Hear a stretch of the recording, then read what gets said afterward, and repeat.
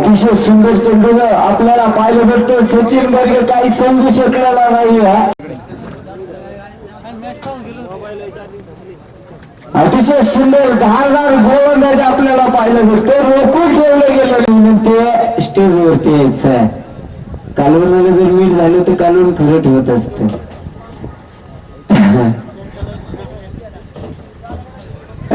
मध्ये टाकलेला चेंडू क्रिकेटच्या निस्तीमच्या आधी त्यांचा संघ मैदानामध्ये खेळतोय, परंतु आज थोडीशी निराज्य कामगिरी सुरू आहे.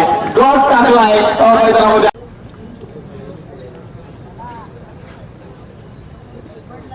सचिन बर्गे 3 चेंडू निर्धार पद्धतीने खेळले जातात. 2 षटकांचा सामना मात्र मैदानाच्या आतमध्ये संपला जातोय आणि धावफलक